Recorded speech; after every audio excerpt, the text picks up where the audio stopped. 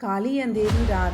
पूरी बिल्डिंग में शांति थी, सिवाय 5वीं मंजिल पे बने एक कमरे के, जहाँ एक आदमी मंत्र जाप में लीन था। सन्नाटा इतना गहरा था कि बाहर से सरसराती हुई हवा की आवाज़ें आ रही थी और अचानक दरवाजे। उस आदमी ने कोई जवाब नहीं दिया। हैरान की बातें ये थी कि खिड़की तक पहुँचने के लिए ना कोई सीढ़ी थी और ना ही कोई दूसरा रास्ता। दस्तक और तेज होने लगी। ठक ठक ठक। उस आदमी ने अपना जाप जारी रखा। कुछ देर बाद दस्तक बंद हो गई, लेकिन वो आदमी बिना अपनी जगह से हिले लगातार मंत्र का जाप कर रहा था। वो जानता था कि ये दस्तक कोई आत्मा या प्रेत नहीं, बल्कि एक परीक्षा थी, उसके ध्यान और ठहराव की, जो इस मंत्र साधना का एक हिस्सा थी। ये साधना थी एक देवी की, जिनकी पूजा मित्र शरीर के चढ़ावे के बिना पूरी नहीं होती। आखिर शक्ति का रूप होने के बाद भी इन्हें शिव जी की माँ का दर्जा क्यों दिया जाता है? कौन है ये देवी? तंत्र साधना में सबसे प्रमुख और शक्ति के रूपों में से एक माँ तारा।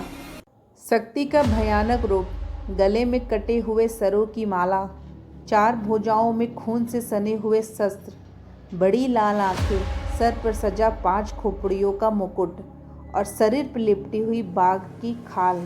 माँ आदिशक्ति की तांत्रिक रूपों में देवी तारा को सबसे ऊपर माना जाता है। माँ तारा का नाम प्रतीक है अंधकार में रोशनी की किरण का, जिनसे इस दुनिया की हर ऊर्जा का जन्म हुआ है। न केवल हिंदू धर्म में बल्कि बौद्ध धर्म में भी देवी तारा को प्रमुख माना जाता है, जिनकी पूजा खुद गौतम बुद्ध भी करते थे। सिर्फ यही नहीं, दुनिया भर के तांत्रिक और बुद्धिज़्म इस बात को मानते हैं कि जो देवी तारा की सभी परीक्षाओं को पार कर लेता है, उसकी कोई इच्छा अधूरी नहीं रहती। लेकिन माँ तारा का महत्व सबसे कई गुना ज़्यादा गहरा है। क्या आप जानते हैं कि देवी तारा, जो शिव जी की पत्नी माँ पार्वती का रूप है, उन्हें शिव जी की माँ का दर्जा क्यों दिया जाता है?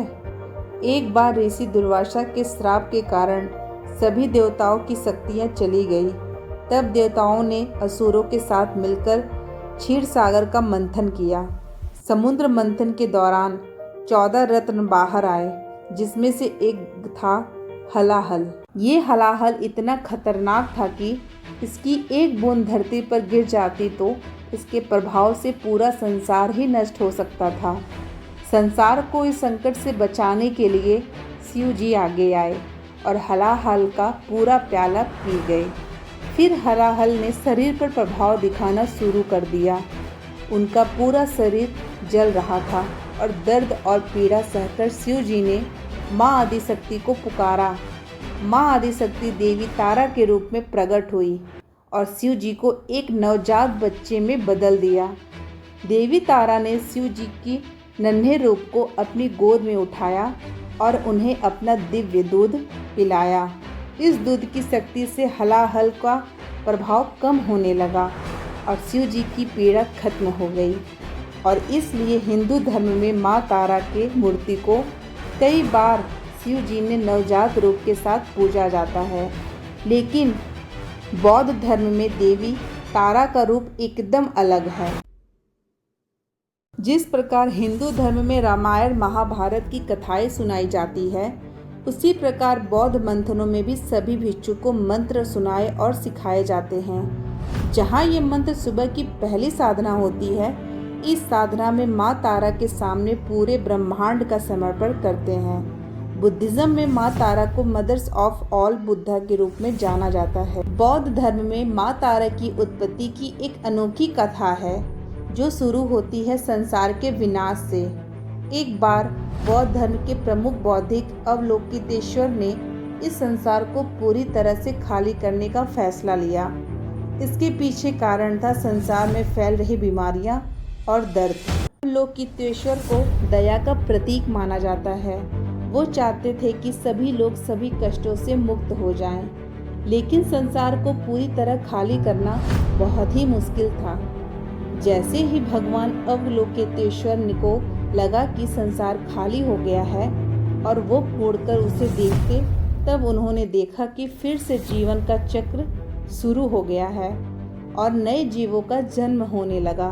तब ये देखकर वो बहुत दुखी हुए और उनकी आंखों से 2 बूंदें जमीन पर जा गिरी और एक कमल का फूल उत्पन्न हुआ। इस फूल में 21 पंखुड़ियाँ थी और हर पंखुड़ी पर एक तारा। तारा ने अवलोकितेश्वर से कहा कि वो इस काम में उनकी मदद करेंगे।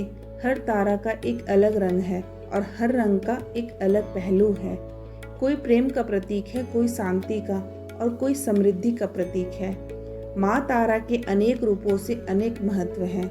वैसे तो माँ तारा का शक्ति कई कल्चर्स में अपनी जगह बनाई आई है, लेकिन उनके महत्व की शुरुआत सनातन धर्म से है।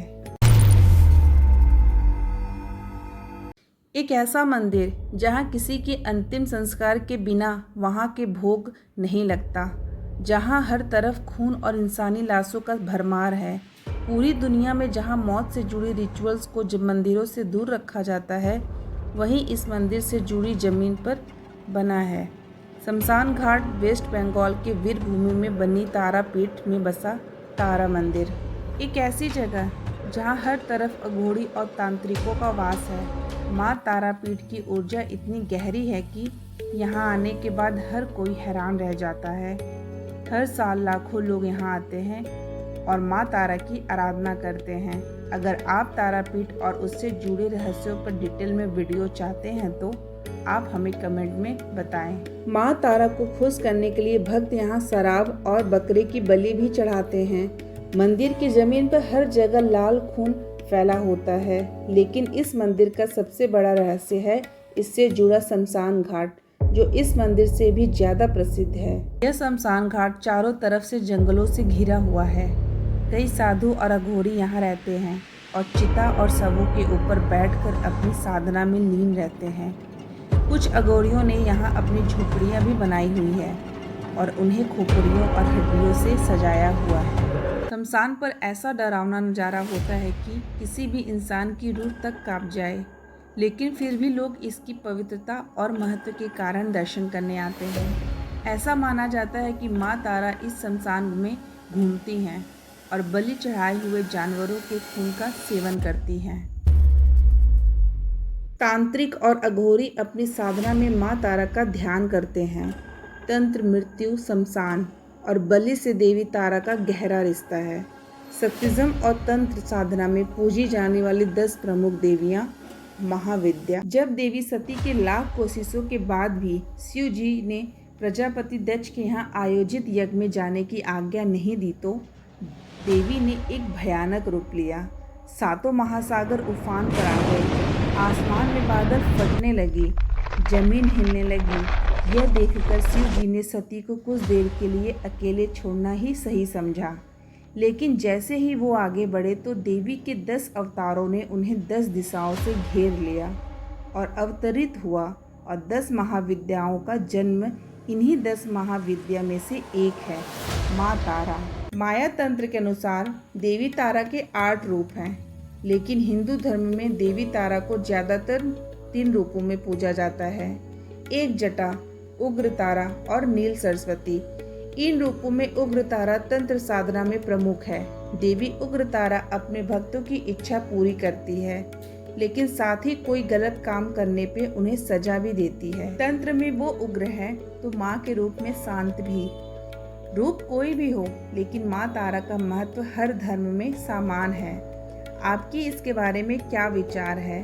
कमेंट सेक्शन में हमें ज़रूर बताएं। और अगर वीडियो पसंद आया हो तो इसे लाइक शेयर करना ना भूलें और ऐसी अनसुनी, अनदेखी और अनकही कहानियों के लिए प्रिया वाणी को सब्सक्राइब कीजिए।